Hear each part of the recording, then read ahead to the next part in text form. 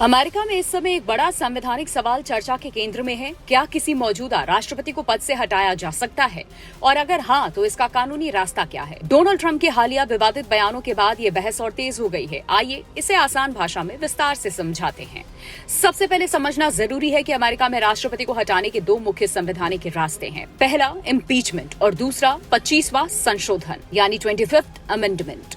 Impeachment एक राजनीतिक और कानूनी प्रक्रिया है जिसमें राष्ट्रपति पर गंभीर आरोप जैसे देशद्रोह, भ्रष्टाचार या अन्य हाई क्राइम्स लगते हैं।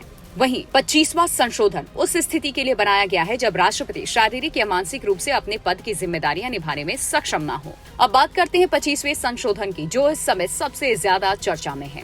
इसे 1967 में लागू किया गया था, जॉन एफ कैनेडी की हत्या के बाद सत्ता के ट्रांसफर को लेकर स्पष्टता लाने के लिए।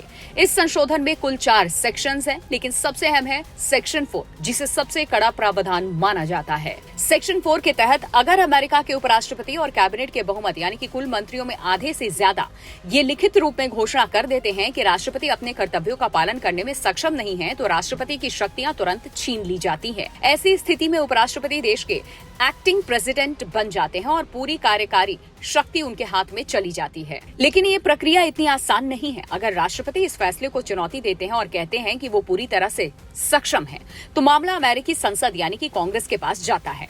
फिर कांग्रेस के दोनों सदनों हाउस ऑफ रिप्रेजेंटेटिव्स और सीनेट को 2/3 बहुमत से ये तय करना होता है कि राष्ट्रपति वाकई अयोग्य है या नहीं।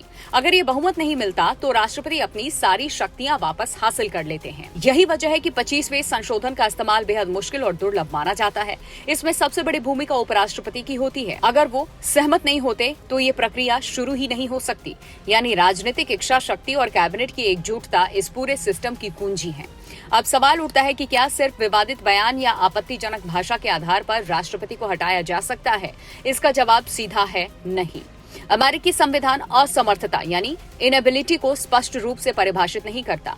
यही कारण है कि ये एक राजनीतिक और कानूनी बहस का विषय बन जाता है।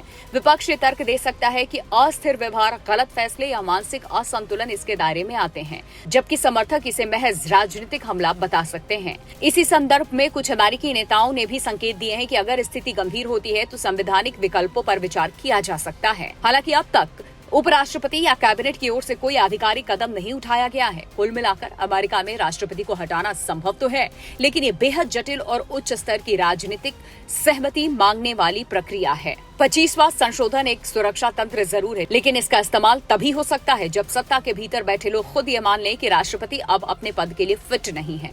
फिलहाल ये मुद्दा ज्यादा राजनीतिक बहस का हिस्सा है, लेकिन अगर हालात और बिगड़ते हैं तो ये संवैधानिक प्रावधान वास्तविक कार्रवाई में भी बदल सकता है।